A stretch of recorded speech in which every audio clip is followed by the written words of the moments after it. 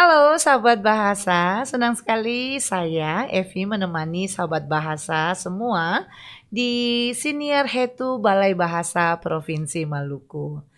Hari ini kita akan bahas topik yang sangat dekat dengan keluarga muda, anak-anak beta, gen beta polyglot. Halo semuanya, saya Tenti. Kalau Ibu Evi tadi adalah seorang ibu, saya insya Allah Amin. adalah seorang calon ibu. Jadi kadang-kadang saya sebagai calon ibu ya, Ibu Evi. Kadang-kadang saya penasaran bagaimana kelak anak-anak saya itu akan tumbuh menjadi anak-anak yang cerdas dan fasih dalam bahasa. Seperti yang baru-baru ini, Balai Bahasa sedang mengkampanyekan sebuah gerakan Gen Beta Polyglot. Jadi sebenarnya Ibu Evi, Gen Beta Polyglot itu apa sih Ibu Evi? Oke, ini kekhawatiran calon ibu ya. Sepertinya sedikit seperti itu ya Ibu Saya ya. iya Mungkin dulu. ini nggak cuma saya sebagai calon seorang ibu, mungkin beberapa sahabat bahasa di luar Hmm. sana yang akan menjadi seorang ibu dalam waktu dekat atau dalam waktu yang masih lama, mungkin juga sudah memikirkan beberapa hal, kekhawatiran bagaimana kelak anaknya akan tumbuh begitu. Oh iya. Jadi memang, waktu saya masih ibu muda Muda. juga, cie ya, Apakah sekarang bukan ibu muda? eee, ibu beranak ya, beranak ya.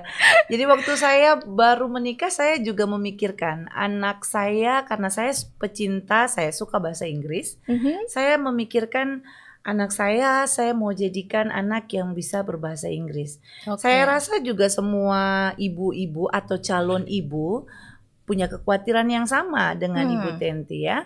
Karena, apalagi kita melihat sekarang betul anak-anak sekali. itu sangat, ada anak-anak yang pandai sekali berbahasa, eee asing. Mhm. Di lain sisi seperti saya dan Ibu Tenti, saya rasa Ibu Tenti juga terpengaruh dengan pekerjaan Ibu Tenti sekarang yang berada di Balai Bahasa Provinsi Maluku, ketika mendatangi daerah-daerah yang direvitalisasi, Betul sekali. bahasa daerah, terpikirkan juga kan oleh Ibu Tenti, apakah anak saya bisa berbahasa Jawa ya? Karena latar belakang Ibu Tenti adalah orang Jawa. Iya, betul sekali. Iya, makanya hari ini kita, berbagi bersama, apa itu sebenarnya Gen Beta Polyglot.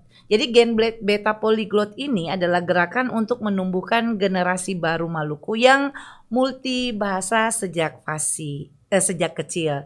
Artinya fasih berbahasa Indonesia, tetap kuat dengan bahasa daerahnya, dan mengenal bahasa asing. Nah, kata gen ini memiliki arti ganda. Nah, pertama, Maluku memang sejak dulu kaya dengan bahasa. Secara genetik, seperti saya orang Maluku, secara genetik saya itu sudah menguasai, sudah multi bahasa ya, karena banyak sekali bahasa daerah. Jadi bukan hanya bahasa Indonesia yang saya terima, tapi juga bahasa Melayu Ambon misalnya. Kedua, gen itu juga artinya generasi. Singkatan dari generasi, Ya. generasi. Generasi baru yang bangga berkata, gen beta polyglot, saya anak Maluku yang bisa banyak bahasa. Oke, jadi kalau saya mendengar dari penjelasan Ibu Evi dan saya menonton beberapa siniar dari Balai Bahasa Provinsi Maluku tentang gen peta polyglot ini, berarti ini semacam identitas baru begitu ya Ibu Evi ya? Betul. Hmm, Dan ini bukan cuma soal bahasa, tapi juga soal literasi, pendidikan, dan masa depan anak-anak kita. oke, berarti kalau kita berbicara tentang masa depan anak-anak kita tidak bisa membahasnya dalam waktu yang apa ya Ibu Evi, kita harus merencanakan dengan baik begitu. Harus terencana dengan baik. Jadi harusnya dari anak kita mungkin dari bahkan sebelum kita mengandung atau mungkin pas mengandung kita sudah merencanakan ke depan nih anak-anak kita akan bagaimana begitu. Jadi kalau menurut Ibu Evi, mengapa jadi sepenting itu seorang anak-anak, mungkin anak-anak yang sudah berusia mungkin PAUD atau SD itu menjadi penting untuk menjadi seorang anak polyglot begitu? Oke. Karena di masa anak-anak ya, otak anak-anak itu seperti spons. Oke. Dia menyerap bahasa tanpa sulit. Jadi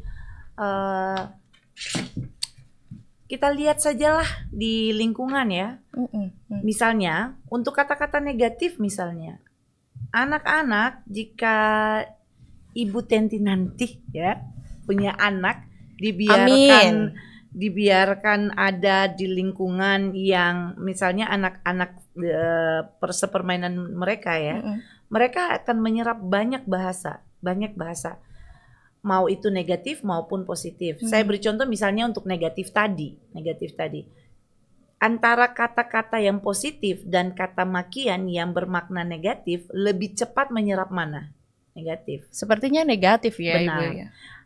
Mungkin ketika anak Ibu Tenti di usia PAUD atau TK ya, dia kembali pulang membawa sebuah kata yang aneh, misalnya tanda kutip saya beri kata ya, tuanga misalnya. Oke. Yang sebenarnya di dalam rumah kita tidak pernah Mengajarkan. mengucapkan itu, dia pun tidak mendengarkannya, tapi dia bisa mendapatkan kata itu dari lingkungannya. Okay. Nah, oleh karena itu anak-anak, otak anak itu seperti spons. Dia akan menyerap bahasa dengan sangat mudah. Kalau sejak kecil dari dalam kandungan, Ibu Tenti membiasakan anak itu menguasai minimal 3 bahasa, ada banyak manfaat yang diterima. Saya berani bilang ini karena saya juga secara tidak langsung sebelum Balai Bahasa mengampanyekan Gen Beta Polyglot, saya melakukan itu di rumah. Secara tidak sengaja Saya secara tidak sengaja. Setelah ini dikampanyekan baru saya, ternyata yang saya lakukan adalah sesuatu yang baik begitu. Ya, sesuatu yang baik. Dari ketika dia masih ada dalam kandungan, saya berniat untuk menjadikan anak ini anak yang bisa berbahasa Inggris karena latar belakang saya bahasa Inggris. Nah, untuk anak saya yang pertama, saya tidak mendapat hasilnya dengan baik. Ibu Tenti tahu mengapa? Karena di dalam satu rumah ada banyak bahasa yang dia terima, dan saya pun tidak konsisten. Jadi terkadang saya mengubah percakapan saya dengan dia dalam bahasa Ambon, oma-omanya datang juga dengan bahasa Ambon, gitu ya. Nah, pada anak saya yang kedua, saya tetap melakukan hal yang sama, tetapi saya sudah tidak seketat yang pertama. Jadi saya membuat bahasa itu seimbang di dalam rumah. Terkadang saya pakai bahasa Indonesia, terkadang saya pakai bahasa Inggris. Jadi anak yang kedua pun tidak bisa menyerap itu secara utuh. Dia bisa pasif, tetapi dia tidak aktif. Nah, untuk anak saya yang ketiga, saya konsisten menggunakan bahasa asing. Papanya secara tidak sadar konsisten menggunakan bahasa Melayu Ambon. Nah, tetapi hasilnya adalah dan tontonannya ketika dia tahu dia menonton YouTube, dia konsisten menonton acara-acara ataupun kartun-kartun yang berbahasa Indonesia. Jadi ketika sekarang dia sudah berada di TK, dia bisa berbahasa Inggris aktif. Walaupun ya kosakatanya belum banyak ya, mungkin dan secara grammar juga belum sempurna, tapi saya perbaiki. Kemudian tapi bahasa Indonesianya bagus. Justru ada beberapa kata yang saya kagum karena di umur saya tidak mengucapkan kata itu. Pernah ada kejadian gak Ibu Evi kayak tercengang, anak ini dapat kosakata dari mana ini bahasa Indonesia ini begitu? Iya pernah, karena bahkan saya tuh sempat cerita dengan Ibu Kitty ya, kepala kantor kita. Saya pernah cerita dan saya dikomplain, ditegur sama Ibu Kitty. Loh ada loh Vi kata itu gitu ya. Apa itu Ibu? Saya penasaran. Mendaki. Jadi ketika dia katakan memanjat, memanjat gunung, saya bilang, Adek, memanjat itu kolokasinya pasangannya dengan pohon. Kalau gunung itu mendaki. Nah, ketika saya cerita lepas dengan Ibu Kitty katakan, kamu salah, Vi. Memang ada. Nah, ada gunung yang memang bukan didaki tetapi dipanjat. Karena terjalnya. Gitu. Jadi saya yang seperti kata jungkit. Saya waktu umur dia saya tidak tahu jungkat-jungkit. Saya lebih mengenalnya dengan bahasa Melayu Ambon timbang-timbang. Karena dia begini ya. Jadi ketika dia katakan, Papa, papan ini bagus untuk dibuat jungkat-jungkit. Saya jungkat-jungkit.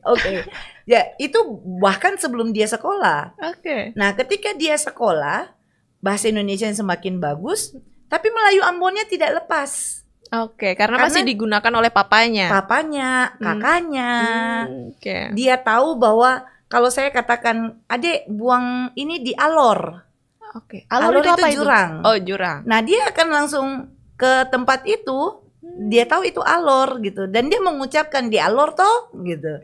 Jadi Melayunya masih Melayu Ambonnya bagus, dan bahasa Inggrisnya justru ketika dia sekolah dia tambahan kosakatanya lumayan seperti kata invitation.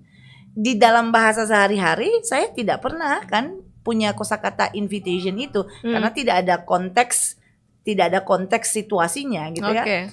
Tetapi di sekolah ketika temannya ulang tahun, hari pertama dia minta dibelikan hadiah buat temannya dalam bahasa Inggris. Hari berikutnya dia bilang mau beli lagi dan saya tanya where's the invitation? Dan dia sadar dan dia bilang there's no invitation, Mami. My teacher don't give. Tapi walaupun grammarnya harusnya didn't give ya. Tapi saya paham dan saya percaya. Oh, your teacher didn't give. Ya. Dan saya invitation ya, kata yang baru untuk dia. Tapi dia menyerapnya dengan sangat cepat. Sekarang kalau begitu apa yang bisa kita lihat kalau misalnya anak sejak kecil kita buat seperti itu. Saya juga penasaran si anak bungsu ini nanti ke depan dia akan seperti apa. Tetapi penelitian membuktikan jika anak itu dari kecil kita biasakan menguasai minimal 3 bahasa, mereka akan lebih mudah belajar di sekolah. Karena bahasa Indonesia mereka sudah kuat. Betul sekali, karena di sekolah kita wajib pakai bahasa Indonesia. Iya, wajib bahasa Indonesia. Yang kedua, tetap bangga dengan bahasa daerah karena itu identitas keluarga. Saya bisa lihat sampai sekarang si bungsu itu masih menggunakan Melayu Ambon dengan kakak-kakaknya. Sesekali juga dengan saya malah. Karena saya sudah tidak lagi konsisten untuk bahasa Inggris ya. Yang ketiga, siap menghadapi dunia global karena mereka juga belajar bahasa asing. Nah, ini saya juga penasaran. Ke depan apakah si bungsu ini akan sesuai dengan poin ini. Tapi saya optimis kok. Tapi Ibu pernah merencanakan nggak? Kayaknya anak ini, si bungsu ini masih bisa kita tambah bahasa lagi. Apakah Ibu merencanakan itu akhirnya ketika melihat perbedaan dari anak si kakak pertama, kakak kedua, lalu ternyata yang bungsu ternyata mempunyai hasil yang sedikit berbeda karena metodenya berbeda dari kakak yang pertama dan kedua begitu. Apakah Ibu Evi akhirnya setelah melihat perkembangan itu akhirnya merencanakan saya harus tambah deh 1 atau 2 bahasa lagi begitu? Karena saya bukan orang yang tahu bahasa lain selain bahasa asing, bahasa Inggris. Saya tidak merencanakan, tapi saya meyakini bahwa dia akan dapat. Contohnya kemarin saya pulang, saya jemput dia di rumah omanya, ada tante-tantenya di situ. Saya datang dan saya sapa ya, selamat sore, dan dia menjawab saya dengan annyeong. Oke, tiba-tiba bisa bahasa Tiba-tiba, Korea ya. annyeong, dan saya yang oke. Saya rasa saya optimis bahwa dia akan menyerap bahasa, karena poin pertama itu dia dengan mudah belajar. Oke, karena Pasti. sudah terbiasa menerima banyak Ya, bahasa ya. sudah terbiasa menerima banyak bahasa. Itu tidak akan mengacaukan dia gitu. Itu tidak akan mengacaukan dia, justru akan menambah dengan sendirinya. Walaupun saya tidak tahu berbahasa Korea, walaupun saya senang sekali nonton film Korea ya, atau drakor itu. Tapi ya Ibu Tenti juga harus optimis ya, seperti itu. Karena saya pernah dengar Ibu Evi, beberapa penelitian, mungkin kalau penelitian kan selalu berkembang ya Ibu Evi ya. Saya pernah dengar beberapa bahwa ketika anak-anak yang masih tadi Ibu Evi katakan dia masih seperti spons, dia menyerap semuanya. Baik. Ketika dia mendengarkan banyak bahasa ketika di masa pertumbuhan mereka, di masa mereka mendapatkan bahasanya, mereka mendengarkan begitu banyak bahasa yang berbeda-beda, akan menjadi sebuah kebingungan untuk si anak. Bahkan ada kasus itu menyebabkan si anak menjadi speech delay atau keterlambatan berbicara begitu. Apakah itu bagaimana Ibu Evi? Berarti tidak menimbulkan itu ya, malah sebaliknya ya harusnya ya. Itu saya dapati di anak yang pertama. Oke. Ya, karena pada umur 2 tahun si kakak itu bahkan belum bisa mengucapkan lebih dari kata mama. Mama atau papa. Jadi dua kata yang dia bisa ucap sampai umur 2 tahun adalah mama, papa. Oh, mama, papa gitu. Dia mengalami itu. Oleh karena itu, waktu itu saya belum paham ya. Saya juga belum kerja di balai bahasa ya waktu itu. Nah, orang tua saya katakan, "Vi, coba kamu berhenti menggunakan bahasa Inggris. Oke. Dan kamu fokus untuk bicara pakai bahasa Ambon gitu." Dan saya berhenti. Memang ketika saya berhenti bahasa Inggris dengan dia, saya menyesuaikan dunia dia dan lingkungan, dia akhirnya bisa berbicara. Bahkan sekarang kalau berbicara sudah besar sekarang ya, sudah SMA kelas 2. Terlalu lancar bagi saya. Berarti apakah kasusnya Ibu Evi yang untuk kakak yang pertama ini, berarti Ibu Evi pada masa itu, Ibu Evi ini menjadi seorang ibu yang menggunakan lebih dari satu bahasa untuk berkomunikasi kepada sang anak. Benar, tidak konsisten. Tidak konsisten. Jadi akhirnya menimbulkan sebuah kebingungan itu tadi ya Ibu Evi ya. Dan jadi kalau misalnya ada bahasa yang diterapkan ke anak, 3 bahasa, dan ada yang katakan mereka nanti akan speech delay atau keterlambatan berbicara, mengalami kondisi itu, sebenarnya mitos ya. Itu hanyalah mitos, karena justru sebaliknya penelitian katakan bahwa anak multilingual itu justru lebih cerdas, lebih fleksibel, dan lebih kreatif. Jadi apa yang membuat sebenarnya, misalnya kasus anak saya yang pertama itu, dia mengalami keterlambatan berbicara, bukan karena dia menguasai 3 bahasa, tetapi tidak konsisten. Bukan berarti karena si anak menerima banyak sumber bahasa, dia akan menjadi anak yang mengalami kebingungan berbahasa. Iya, tidak. Oke. Tapi kuncinya di situ Ibu Evi, kalau saya belajar tadi dari kasus kakak pertama sama si bungsu, akhirnya di situ ada konsistensi yang Ibu bangun. Iya, betul. Luar biasa Ibu Evi ya. Jadi Ibu Tenti ini kan calon ibu nantinya. Insya Allah kalau Allah mengizinkan ya Ibu ya. Kalau tidak salah calonnya adalah orang yang bisa berbahasa Cia-Cia ya. Saya kurang tahu Ibu Evi, sepertinya tetap bisa berbahasa daerah, tapi saya kurang tahu bahasa daerahnya apa Ibu Evi. Tapi yang pasti Ibu Tenti punya bahasa daerah yang kental juga, bahasa Jawa. Bahasa Jawa. Dan latar belakang pendidikan bahasa Inggris, ditambah hidup di daerah Ambon ini karena pekerjaan dengan Melayu Ambon. Saya bisa bayangkan ya, anak Ibu Tenti nanti akan menjadi gen beta polyglot yang menguasai sekian bahasa. Nah, ini yang terkadang kita juga berpikir bahwa kalau disebut polyglot itu harus bahasa asing. Oke, berarti nggak menutup. Tidak. Hanya bahasa asing ya? Tidak. Menguasai lebih dari 1 bahasa, ya kita menyebutnya polyglot. Jadi Oke. kalau anak Maluku dia menjadi generasi polyglot, wajar karena dia bisa menguasai bahasa daerah. Kalau Ibu Tenti ke daerah-daerah untuk revitalisasi kan, Betul. dia menguasai bahasa daerah dengan begitu lancar, masuk sekolah pakai bahasa Indonesia dengan begitu bagus, gitu ya. Dan bahasa asingnya juga dilatih, gitu. Jadi bukan biasa. harus bahasa asing menguasai lebih dari satu bahasa asing lalu disebut polyglot, tidak. Bahasa-bahasa yang kita kuasai lebih dari satu itu, ya Itu polyglot, ya. polyglot. Kalau saya mendengar Ibu Evi tadi rasanya kayak oke, pengalaman dari anak pertama, pengalaman dari anak kedua, lalu akhirnya mencetak si bungsu ini menjadi generasi yang polyglot begitu. Iya. Berarti Ibu Evi ini bisa dikatakan adalah ibu-ibu yang sudah Mak-mak makan sudah makan banyak asam garam dalam mendidik seorang anak begitu. Kalau saya boleh tanya nih Ibu Evi.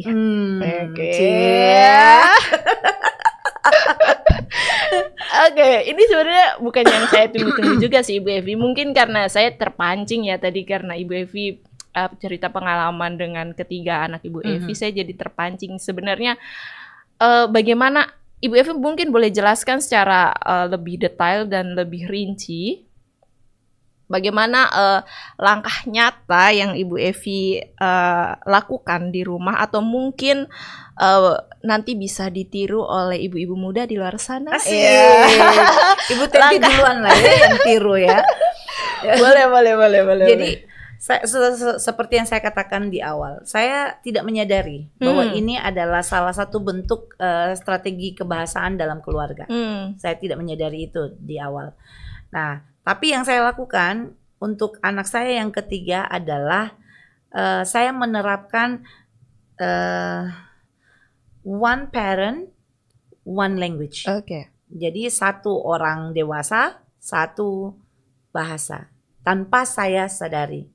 Karena waktu anak yang bungsu ini, saya benar-benar konsisten untuk berbahasa Inggris, sedangkan yang lain konsisten berbahasa Melayu Ambon, papanya misalnya Melayu Ambon. Dan dia konsisten juga tidak ada yang menyuruh dia harus menonton film atau YouTube yang berbahasa asing, tidak.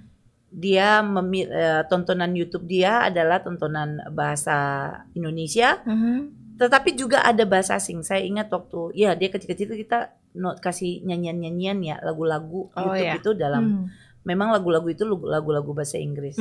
Jadi ada yang mendukung. Tapi saya sebagai orang yang mau menjadikan anak ini tahu berbahasa Inggris gitu ya, waktu itu saya konsisten untuk one parent, one language. Ya. Jadi jangan dicampur. Setiap kali si bungsu datang ke saya konsisten hanya menggunakan bahasa Inggris. Saya konsisten.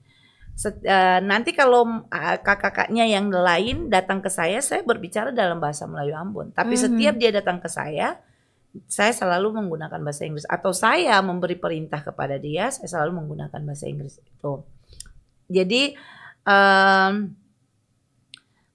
yang berikut adalah misalnya kita menggunakan Melayu bahasa daerah kita itu di momen-momen khusus. Misalnya saat makan atau saat bercerita sebelum tidur. Nah, ini yang saya lakukan sekarang ketika si bungsu sudah masuk sekolah. Saya setiap kali dia pulang sekolah, saya akan bertanya karena kebetulan dia sekolah di sekolah yang bahasa pengantarnya adalah bahasa Inggris. Jadi setiap pulang sekolah saya akan menyapanya dalam bahasa Inggris. Saya menanyakan tadi belajar apa dalam bahasa Inggris, kemudian dia menerangkan, dia menjelaskan apa yang terjadi di sekolahnya dengan bahasa Inggris. Pulang sampai ke rumah, saya akan berkomunikasi dengan dia dan orang rumah dengan Melayu Ambon.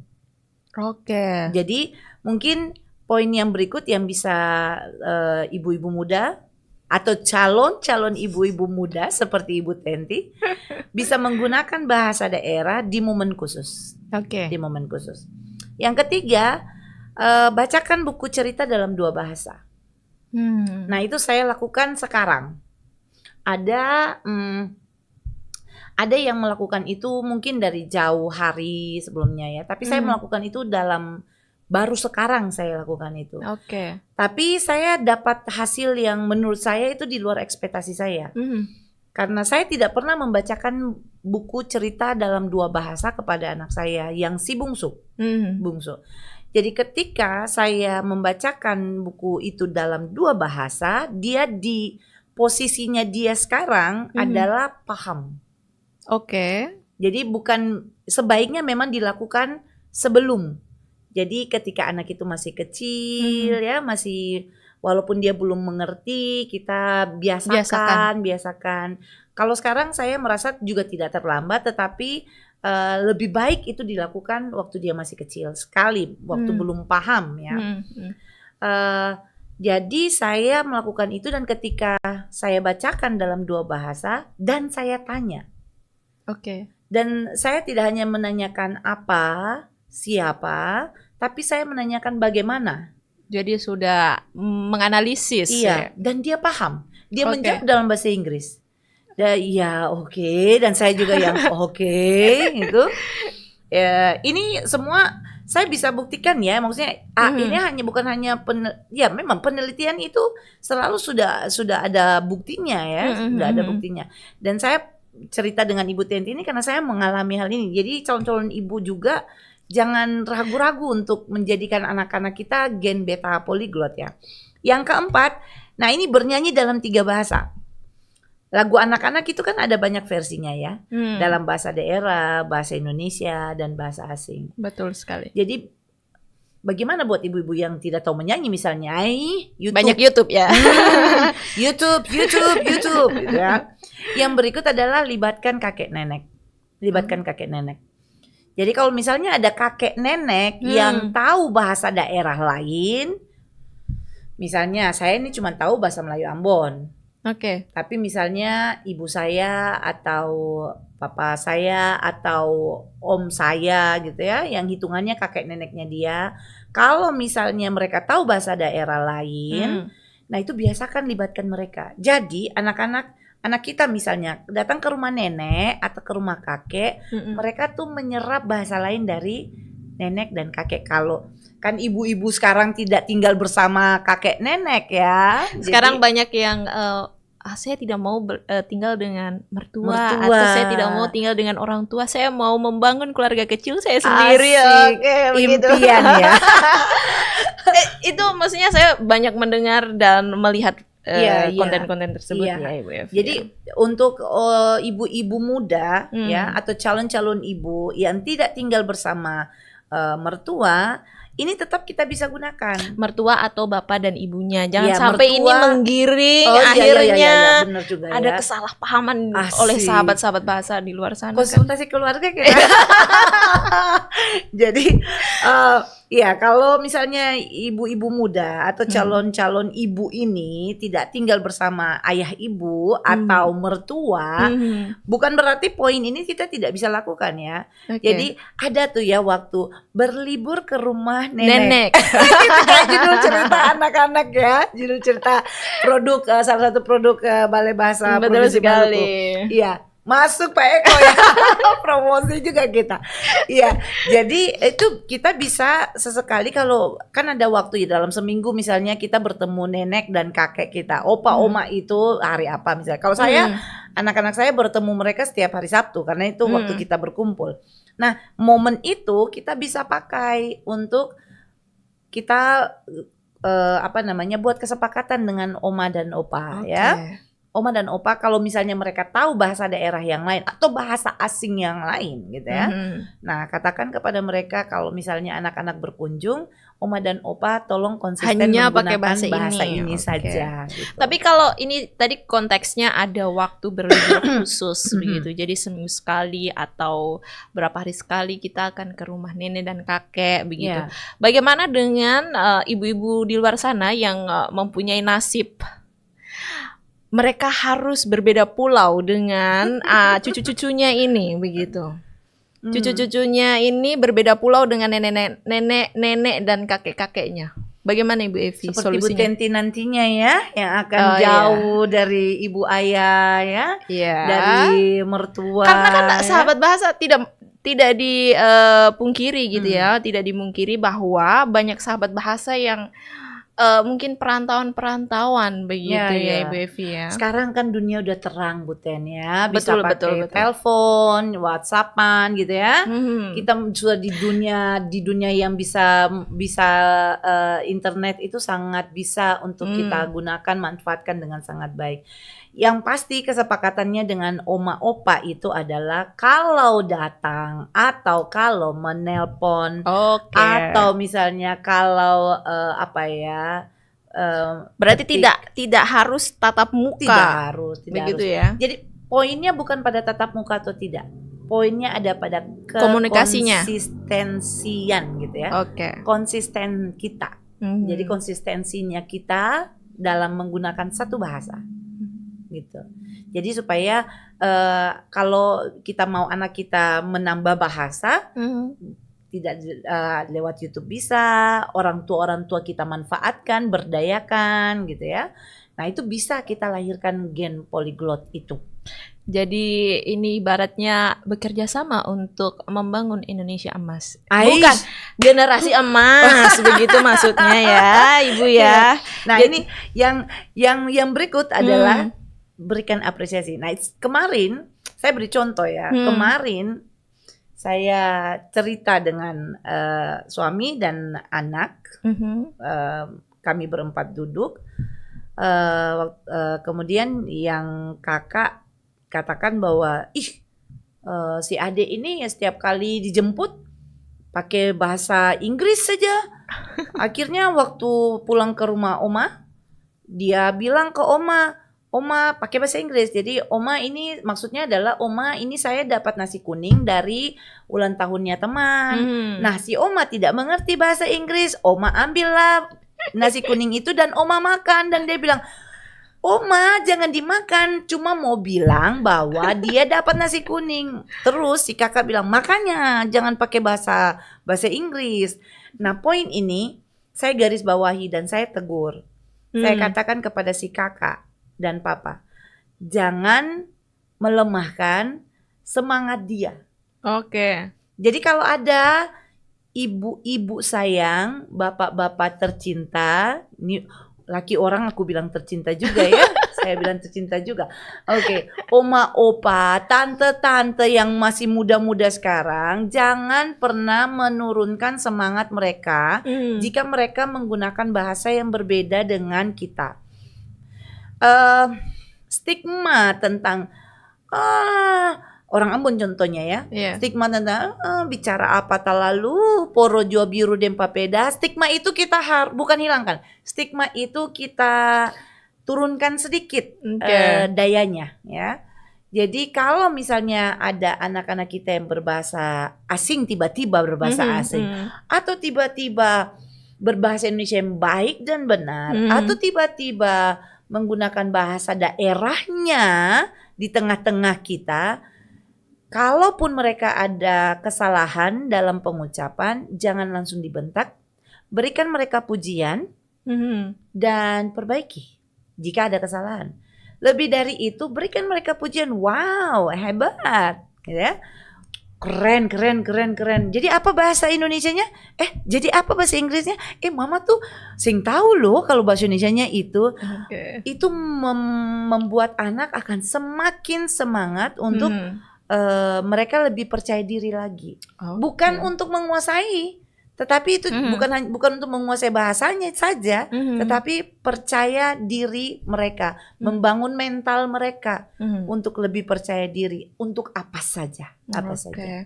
Ternyata kalau dari penjelasan Ibu Evi tadi, saya menangkap satu poin adalah bukan satu poin ya, 2 poin deh.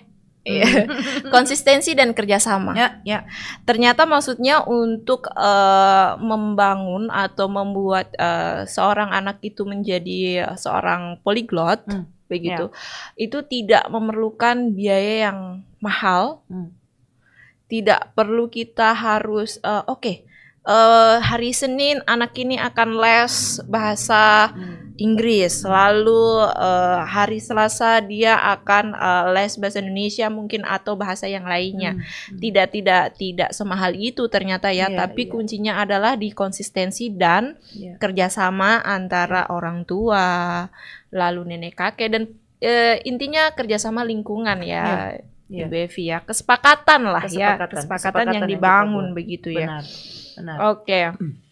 Kalau fenomena-fenomena yang sekarang ini Ibu Evi, saya banyak menjumpai atau saya banyak melihat karena saya anaknya suka Masih anak main. ya? Iya, saya masih anak Ibu Evi. Kalau dibandingkan Ibu Evi, saya masih anak Ibu Evi loh ya. Tidak usah diperjelas. Oke. Kalau saya suka melihat ada konten-konten atau mungkin bahkan melihat secara langsung ada keluarga yang memilih memang betul menggunakan bahasa Indonesia, tapi akhirnya bahasa Indonesia itu sudah dicampur dicampur dengan bahasa-bahasa gaul begitu. Karena kayak aduh jangan sampai ketinggalan zaman. Sekarang sudah pakai bahasa ini itu begitu. Bahkan saya akhir-akhir ini saya mendapat kosakata baru. Tadi ada yang bertanya juga ke saya, apa sih itu ada kosakata ngalcer gitu. Saya sebenarnya juga sampai sekarang kurang tahu makna ngalcer itu apa. Jadi kayak banyak sekali konten-konten seperti itu gitu.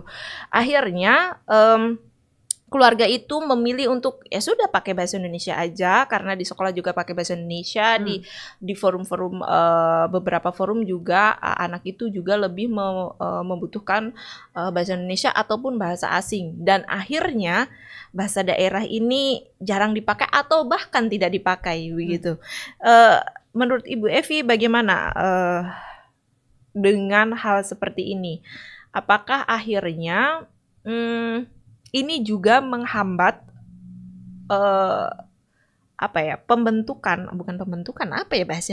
bahasanya Ibu ya, menghambat untuk seorang anak menjadi polyglot begitu. Ya, sebenarnya ini tantangan besar ya, ini tantangan besar. Ada orang tua yang tidak ingin anak mereka mengetahui bahasa daerah. Karena ada ketakutan bahwa nanti mereka tidak memahami bahasa Indonesia ketika mereka masuk dalam dunia sekolah misalnya. Ketakutan ini sebenarnya adalah ketakutan yang tidak beralasan. Lebih tepatnya kita terlalu mengkhawatirkan sesuatu yang belum terjadi. Bukan belum terjadi, kita terlalu meremehkan kemampuan anak. Sekali lagi saya kembali ke pernyataan di awal ya. Anak-anak itu seperti, otak anak itu seperti spons. Dia akan dengan sangat mudah menyerap banyak hal. Nah, kita yang terlalu mendiskreditkan mengecilkan. Kita yang selalu mengkerdilkan, nah itu ya. Kita yang terlalu mengkerdilkan pemikiran kita tentang anak-anak. Kita terlalu menganggap enteng kemampuan anak, padahal anak-anak itu luar biasa mereka, luar biasa. Jadi apalagi sekarang Maluku ini banyak bahasa di Maluku, 71 bahasa daerah di Maluku yang statusnya rentan hingga kritis ya. Iya, saya potong dulu Ibu Evi sedikit. Saya mengalami mungkin karena saya bukan orang asli Maluku ya Ibu Evi ya begitu. Jadi saya sedikit bertanya-tanya dengan kekayaan bahasa daerah Maluku yang begitu banyak begitu. Tapi ketika ada beberapa kesempatan saya membutuhkan penutur-penutur muda begitu, yang harusnya hitungannya itu masih muda dan harusnya kalau ini masih bisa menguasai bahasanya, ternyata sesulit itu sekarang mencari penutur-penutur muda berbahasa daerah begitu Ibu Evi. Apakah itu juga akhirnya menjadi dampak dari keputusan keluarga itu begitu Ibu Evi? Lebih tepatnya iya. Keputusan keluarga atau kita sebut kebijakan ya dalam keluarga itu. Jadi ketika si ibu yang seharusnya pemberi bahasa terbaik ya, dia memutuskan bahwa anak saya tidak menggunakan bahasa ini, disitulah kita memutus mata rantai pewarisan bahasa daerah. Oke. Ya, terlepas dari banyak hal mungkin ya, ada faktor-faktor lain juga, ada faktor-faktor lain. Tetapi kan benteng itu yang paling kuat itu dimulai dari keluarga. Oke. Nah, sekarang kalau misalnya para orang tua di keluarga tidak lagi menggunakan bahasa daerah, tidak lagi menurunkannya, fokus kita ke Maluku misalnya dengan rentan status yang rentan hingga kritis ini kepunahannya. Nah, kita mau tidak mau harus membuat kebijakan di dalam keluarga kita, membuat kebijakan baru dalam keluarga kita. Kita minimal kita mempertimbangkan, maukah anak-anak kita menjadi anak-anak gen beta polyglot? Tuh, mereka mampu berbahasa Indonesia dengan baik dan benar. Mereka juga aktif berbahasa daerah dengan baik, dan mereka juga aktif berbahasa asing dengan baik, gitu ya. Maukah kita melakukan hal seperti itu? Dan itu kalau kita menyadari betapa pentingnya generasi sekarang ini, masa depan generasi kita, dan kita tidak mengkerdilkan kemampuan mereka, kemampuan anak-anak ini, kita bisa menciptakan generasi polyglot itu. Nah, tantangan yang tadi bahwa bahasa Indonesia itu akan digunakan saja karena anak nanti tidak memahami bahasa Indonesia ketika bersekolah, itu bisa dengan sendirinya terabaikan gitu ya, atau dengan sendirinya akan berlalu tantangan seperti itu. Gitu. Oke. Jadi bergantung gini. Berarti kebijakan keluarga ini adalah kuncinya. Ya. Keputusan keluarga ini adalah benteng terakhir bagaimana seorang anak akhirnya jadi polyglot atau tidak, atau benteng terakhir untuk bahasa daerah khususnya dilestarikan atau tidak, akan bertahan atau tidak. Karena jujur ya Ibu Evi ya, kalau saya ditanya bisa bahasa Jawa, bisa. Padahal di bahasa Jawa itu ada 3 tingkatan. Ada ngoko, ada yang tengah-tengah, dan ada yang paling halus. Kromo. Ya, yang krama. Tapi kalau saya sudah disuruh untuk berbicara yang kromo, saya sudah tidak bisa lagi. Bisa, tapi hanya beberapa kata saja, dan itu paling cuman 10%. Dari 100% saya cuma bisa 10%. Saya mungkin ini juga kalau sebenarnya bukan menyalahkan ya, tapi dari orang tua saya tidak tidak membiasakan menggunakan bahasa Jawa itu dengan baik begitu. Dia hanya ngoko, mayoritas menggunakan ngoko. Akhirnya saya juga hanya bahasa Jawa ngoko saja begitu, fasihnya begitu. Mungkin nanti kepada anak saya, kalau saya memutuskan untuk ya udahlah nggak usah pakai bahasa Jawa, toh kita juga di Ambon, misalnya ya, tidak akan digunakan juga bahasa Jawa itu begitu. Berarti adalah saya pintu pertama yang memutus rantai itu ya Ibu. Iya, benar. Itu seperti itu, benar. Jadi sebenarnya keluarga adalah benteng awal. Benteng terakhir atau awal sebenarnya. Okay. Tetapi kondisi bahasa kita, misalnya di Maluku, akhirnya menjadikan keluarga ini adalah benteng terakhir. Benteng terakhir. Dan itu tepat sekali. Mau tidak mau sekarang kita harus buat kebijakan itu dari keluarga kita. Nah, saran saya nih ya, Bu Ten ya. Kalau misalnya Bu Ten hanya mampu ngoko, iya gitu betul. Ya, berikutnya anaknya diajarkan ngoko, nanti oma-opanya minta diajarin kromo, misalnya seperti itu. Iya dong, gitu. Jadi anak akan paham semua, anak akan paham ya tentang bahasa Jawa itu.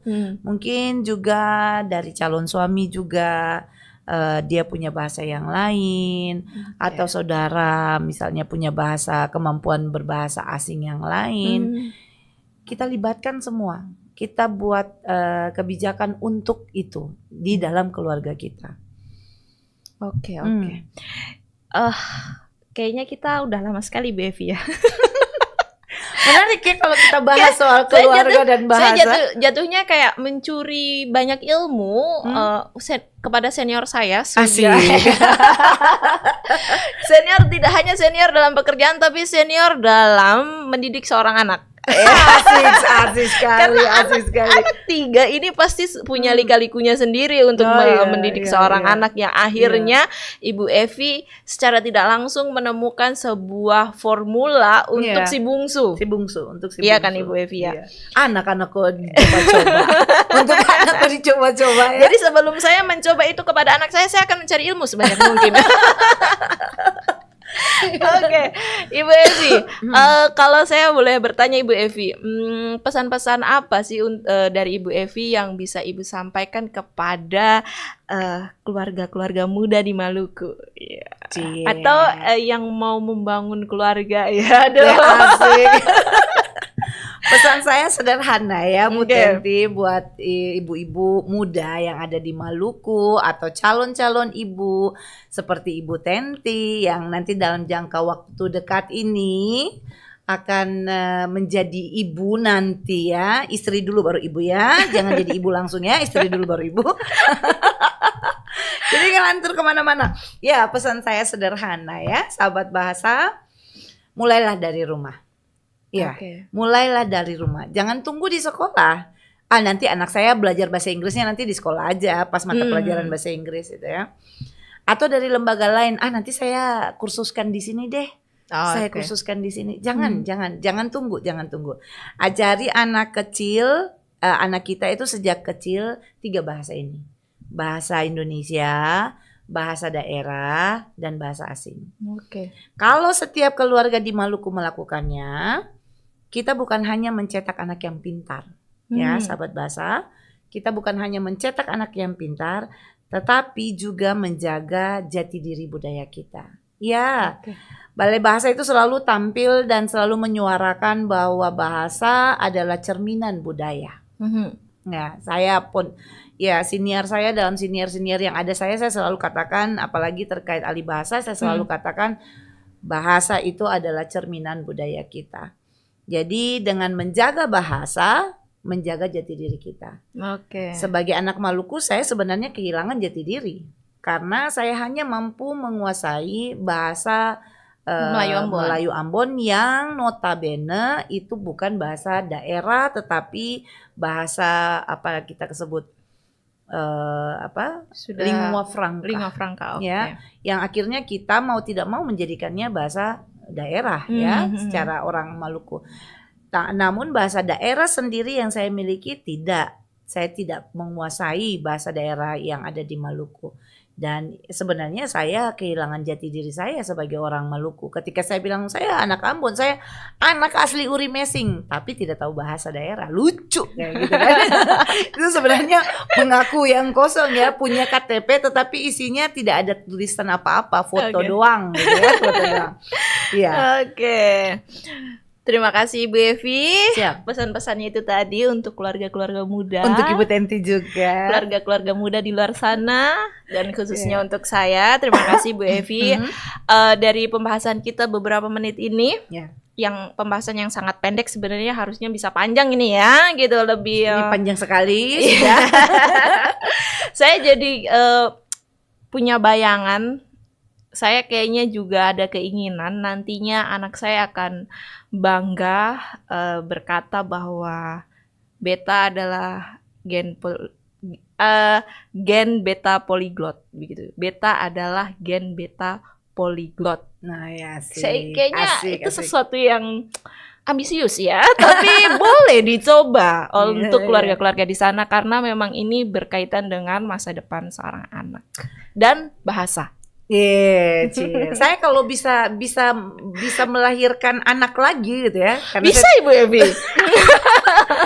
Ini sebenarnya upaya yang paling bagi saya ini adalah strategi yang luar biasa untuk menciptakan sebuah generasi baru ya. Sulit loh untuk menciptakan generasi baru itu. Kita ini rata-rata semua generasi penerus ya. Semua yang salah-salah kita terusin aja ya. Jadi boleh dong kita menciptakan generasi pelurus ya. Hmm, Yang salah kita luruskan. Oke. Boleh dong, dimulai dari anak Ibu Tenti nanti ya. Jadi saya Amin. tetap memberi semangat Ibu Tenti, semangat ya untuk menjadi calon ibu ya. Semangat calon istri untuk dulu. ibu-ibu di luar Ya, sana ya. Semangat menjadi istri, semangat menjadi calon ibu ya Iya, Ibu Tenti semangat ya. ya, Iya. wanita-wanita di luar sana, beban kita sangat berat ya. Kita bisa nanti dibandingkan, mungkin Balai Bahasa akan tetap ada di sini dengan pertolongan Tuhan. Mungkin suatu saat kita akan entah berapa tahun kita akan melihat siniar ini dan kita lihat hasil apakah Ibu Tenti, anak Ibu Tenti, Ataukah apakah anak-anak sahabat bahasa di rumah ya menjadi anak-anak generasi Polyglot. beta gen beta polyglot. polyglot. Oke. Terima kasih Ibu Evi. Sampai di sini pembahasan kita Ibu Evi. Semoga kita diberikan kesehatan selalu untuk kita bertemu lagi di siniar-siniar Hetu lainnya. Dan tetap semangat. Oke, semangat. Semangat sebarkan. Tetap semangat sebarkan ini kampanye ini ya. Oke. Gen beta polyglot. Jangan hanya kampanye tapi praktekkan juga ya, Saya sahabat tunggu bahasa. Oke, terima ini kasih. kita tidak tutup-tutup loh ini. Saya mau tutup Oh, ya mau Ibu tutup Evi ya. Terima Oke, kasih Ibu Tenti Evi. tutup aja Selamat dulu. siang Ibu Evi. Baik. Salam dari Hetu Balai Bahasa Provinsi Maluku Amator. Amateur.